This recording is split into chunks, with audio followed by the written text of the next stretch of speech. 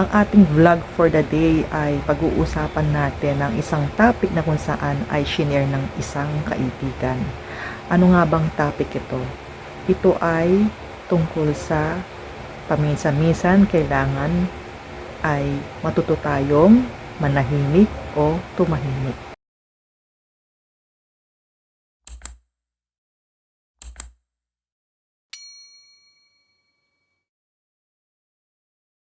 So, yung friend ko ay nagbigay ng 20 items. So, hindi ko napapatagalin ito.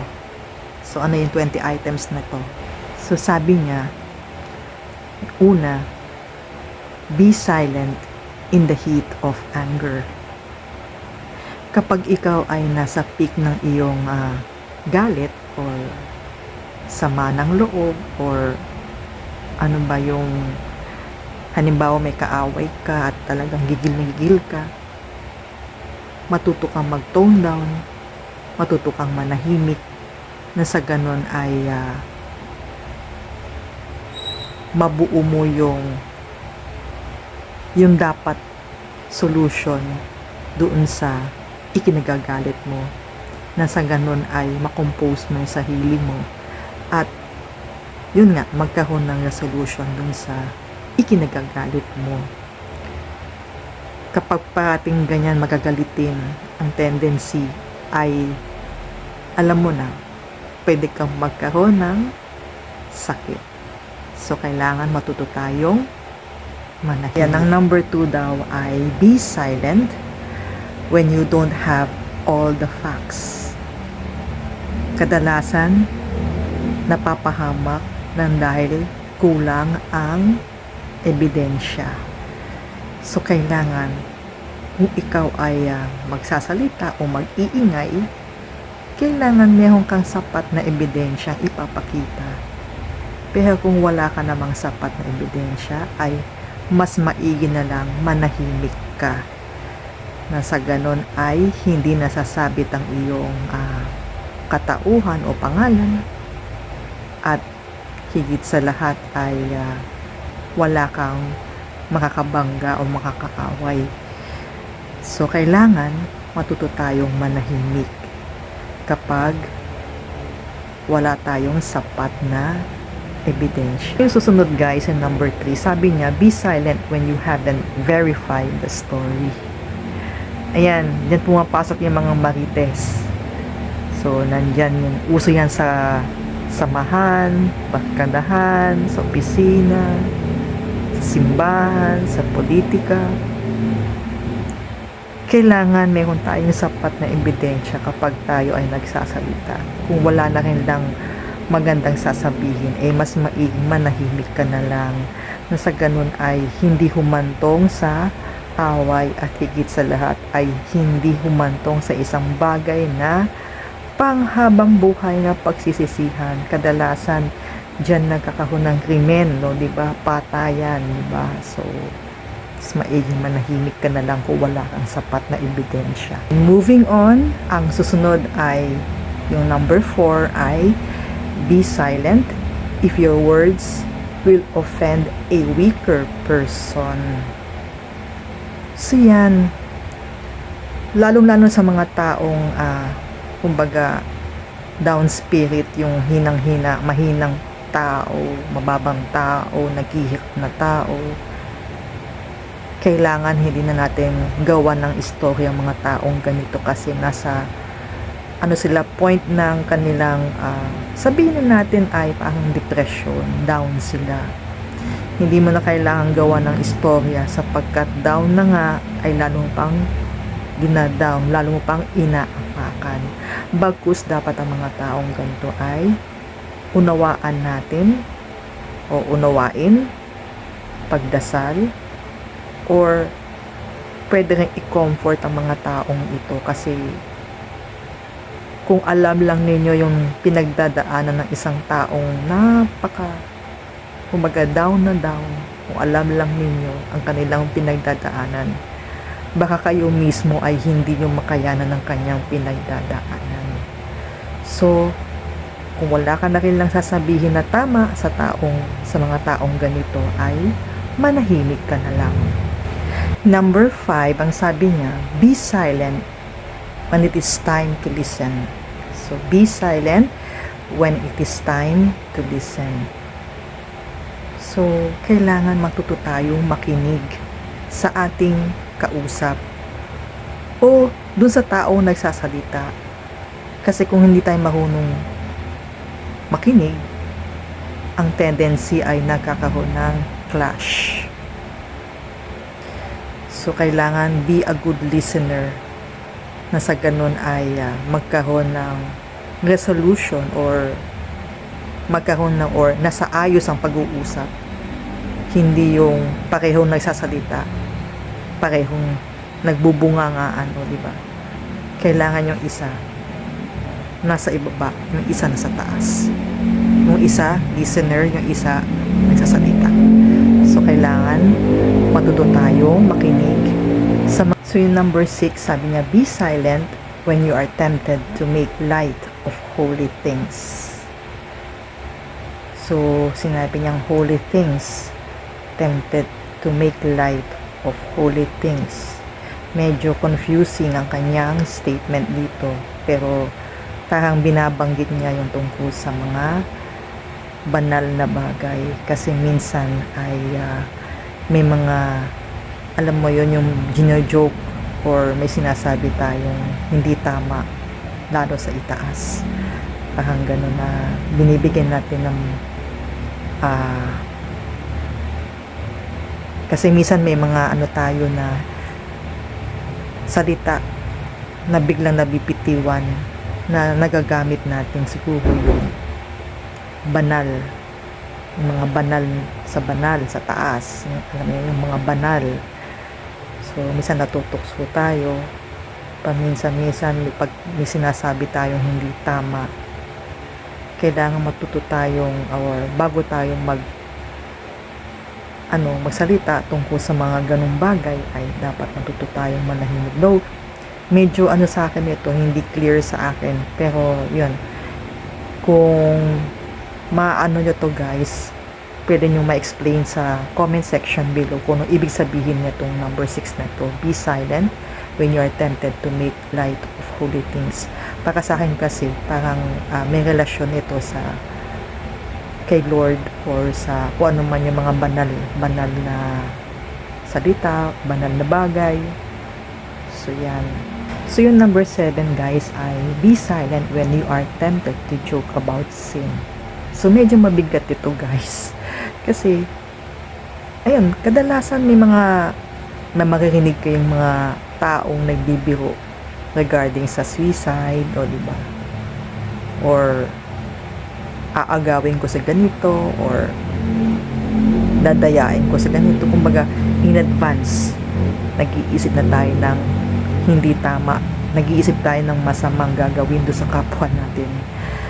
So kapag ganyan, matuto tayong manahimik at mag-reflect kung ano yung alam mo yung i-compose natin yung utak natin. Kapag ganyan dumarating na yung puntong ganyan, kailangan matuto tayong mag-reflect and higit sa lahat ang magdasal tayo na sa ganun ay gabayan tayo ng ating Panginoon.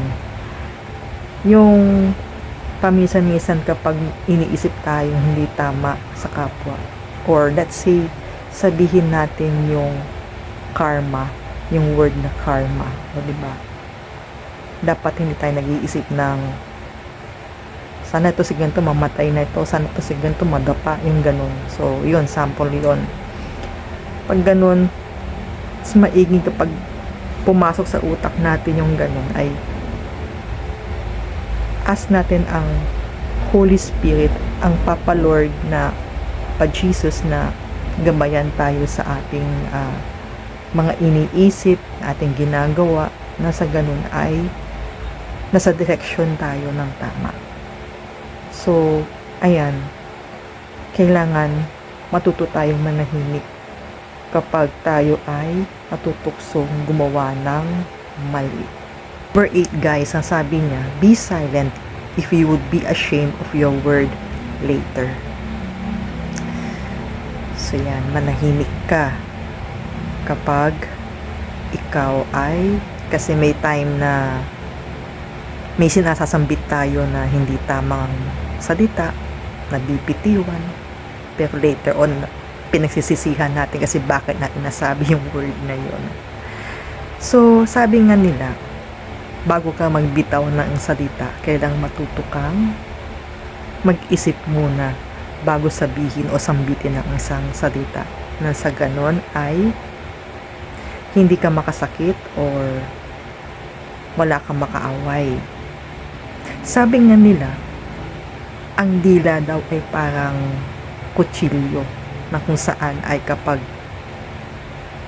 alam mo yun, nasaksak ka ng kutsilyo, di ba? Masakit. Ganon din daw ang dila. Kapag minsan may nasasambit tayo, hindi natin alam na mayroon na tayong na-offend na tao. May taong napapaiyak na pala dahil sa sinabi natin. So yan, kailangan matuto tayong mag-isip at manahimik. So yung number 9, sabi niya, be silent if your words would convey the wrong impression. May kasabihan na marami namamatay sa maling akala.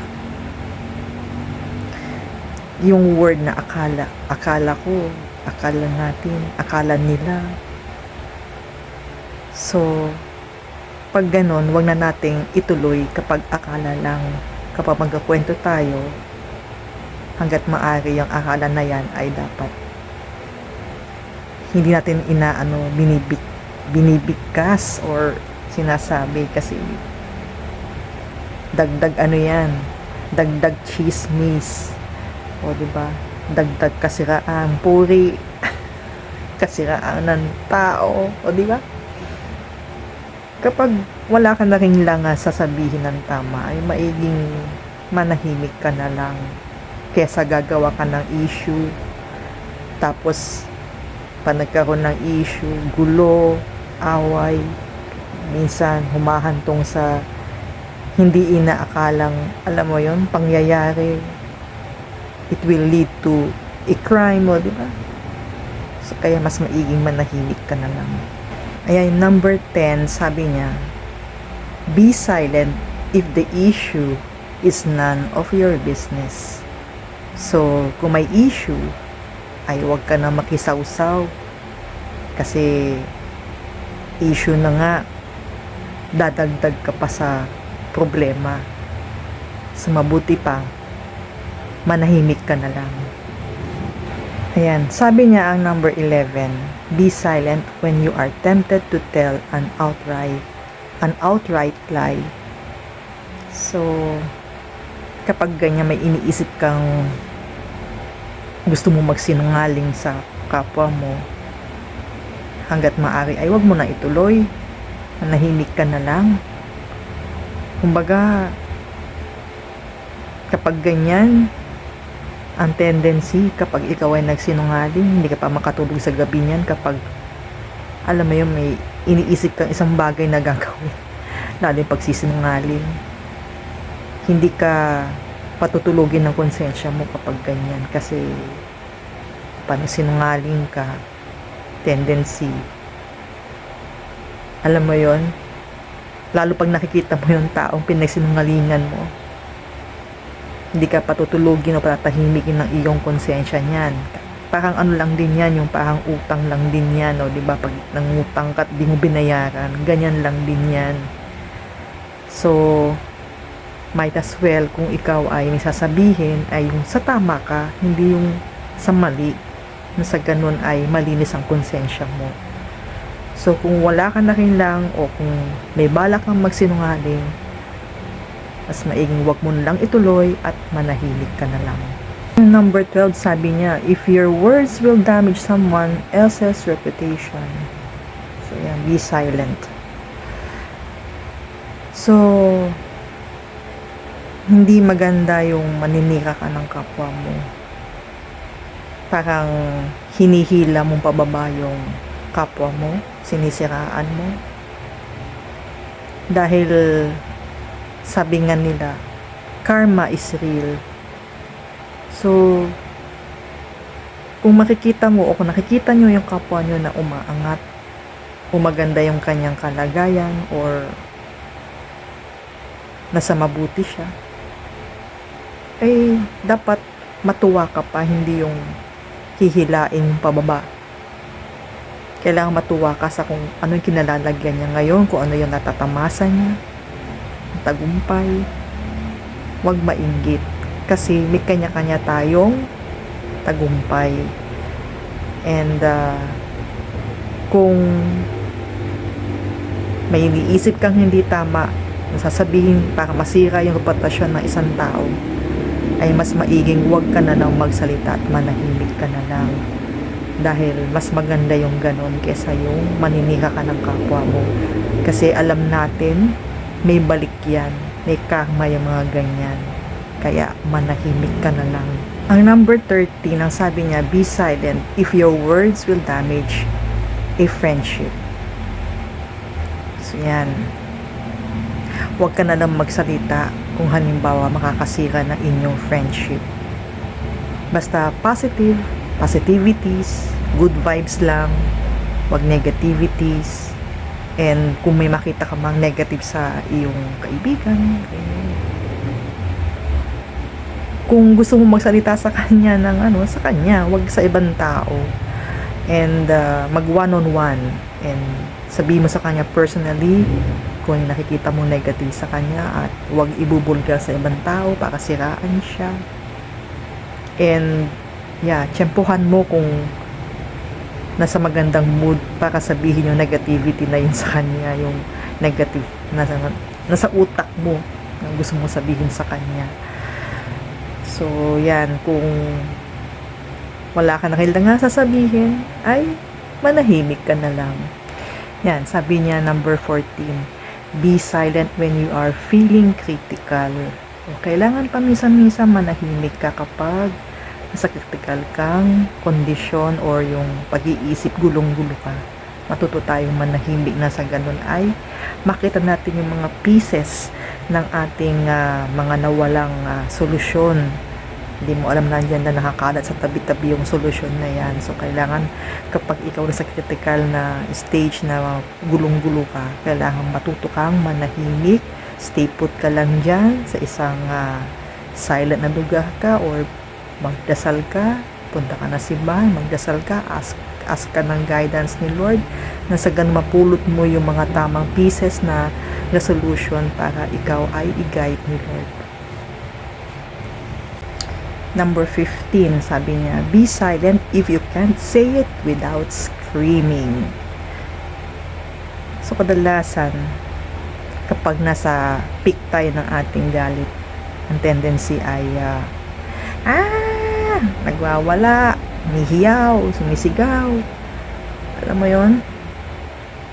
So, kailangan talaga kapag ganyan nasa peak ka ng iyong yung init ng ulo mo, parang sinaklubang ka ng langit o ng mundo, na parang alam mo yon, yung parang bigat na bigat ka na, gusto mo nang sumigaw, talagang gusto mo magwala. Kailangan matuto tayong manahimik kapag dumarating tayo sa punto na ganyan.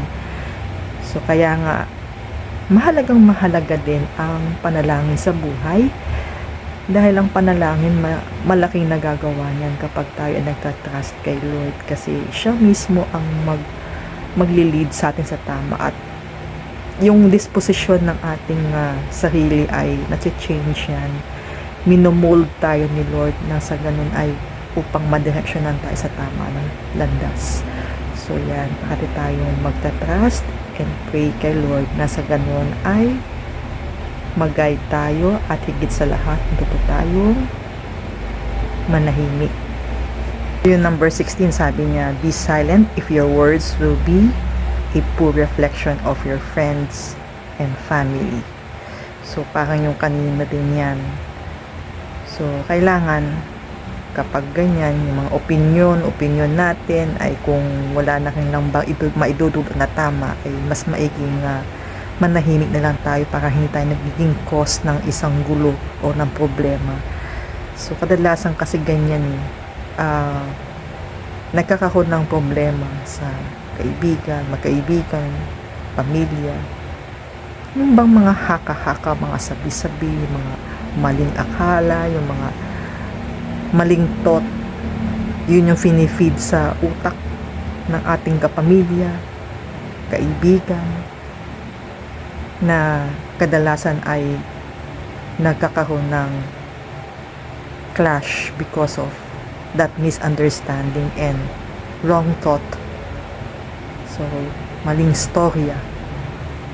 So, kapag ganyan, may naisip ka na bagay na alam mo ikakasira ng pagkaibigan, kapamilya, ay maigi na lang, manahimik ka na lang. Number 17, sabi niya, be silent if you may have to eat your words later. O, di ba? Kasi gawa ng pride. Minsan nagmamarunong tayo, and then hindi natin alam later on, biglang yung salita natin o yung sinabi natin yung mapapahamak sa atin, o yun yung salita na baka ikahihiya natin, alam mo yun, yung mga sinabi nating mga words na yun, because of pride as well, kaya nagkakaroon tayo ng ganitong so yan, matuto tayong maging humble, and matuto tayong maging open, maging, alam mo yon, kailangan matuto tayo yung makinig. So, kung wala ka na rin lang sasabihin nga na tama, or kung yung naisip mong yan ay dahil sa ikayayabang mo o ikatataas ng mo, mag-isip ka ng ilang beses bago ka magsalita. So, try to think first before you say something. Kaya mahalaga yung silence, yung manahimik ka, na sa ganun ay mapili mo yung right words, right choices of decision, diba? So, yan, kailangan matuto tayong manahimik, na sa ganun ay magkaroon ng tamang disposisyon ang ating utak. Ayan guys, in number 18, sabi niya, be silent if you have already said it more than one time. So, ibig sabihin, in short, huwag kang makulit, manahimik ka na lang. So, yun lang yun. So, yun number 19 guys, sabi niya, be silent when you are tempted to flatter a wicked person. So, yung ito ay parang yung kanina. So, yung mga mahinang tao, yung mga depressed na tao, mabababang tao, hindi mo na kailangan pahiyain pa, hindi mo na kailangan pagsabihan ng hindi maganda, kasi nandun na nga sila sa state na napakababa, depressed sila, tapos parang inaapakan mo pang pababa lalo sila.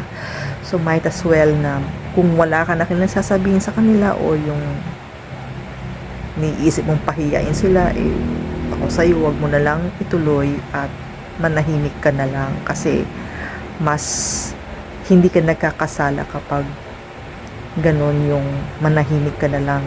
Kasi yung mga mabababang tao ay hindi mo alam na itong mga taong ito ay may mga dalangin yung mga yan, mayroon silang tinataas kay Lord, tapos kapag sila naka-encounter ng pamamahiya, pang-aapak, pambubuli, hindi mo alam itong mga taong ito ay pinapakinggan ni Lord, at ikaw naman ay hindi mo alam isang tao bakang makaahma ka sa ginagawa mo, sa mga sinasabi mo, pamamahiya mo, pang-aapak mo. So yan, kaya kung ako sa'yo, kung wala ka na kailang magandang sasabihin, or yung may gagawin hindi tama, might as well na manahimik ka na lang. Yung 20, sabi niya, when you are supposed to be working, instead, be silent. So, yeah, totoo yan. Kapag ikaw nagtatrabaho, huwag kang masyadong maingay. Be composed. Remain silent. Na sa ganun ay magawa mo ng tama yung mga ginagawa mo, mga tinatrabaho mo, hindi yung ang ingay-ingay mo. So, yan. Remain silent. So yun guys, medyo mahaba yung aking video ngayon at yeah, isa-isa nireflect ko and yeah, may mga ano dito tinamaan ako pero may katotohanan and it's a reminder sa akin na alam mo yon, dapat magising ako and ma-realize ko yung mga mistakes na yon, dahil hindi ko, kumbaga itong mga points na ito ay parang reminder sa akin for me to realize things in life. So maganda siya and may sinabi pa siya dito sa bandang dulo, naka all caps siya, all capital. Sabi niya, whoever guards his mouth and tongue keeps his soul from troubles. So totoo yan. Kung ikaw ay isang tahimik na tao, ay malayo ka sa gulo ng buhay. So yun guys ang aking napakahabang vlog for today and ayan, maraming salamat sa inyong lahat ng mga sumusubaybay ng aking channel at dun sa lahat ng mga first timers, please don't forget to subscribe and pakihit na rin yung notification bell para ma-notify kayo sa mga updated na videos na aking ipapasok dito sa YouTube. Pakiclick rin yung like button at pwede kayo mag-iwan ng inyong comments doon sa mga sinabi ko kanina, sa mga shinare ko. Yan. You can also share yung mga insights ninyo sa comment section below. So always stay safe and God bless. Hanggang sa muli natin pagkikita, muli maraming salamat po sa inyong lahat. Kita-kits tayo. Bye-bye.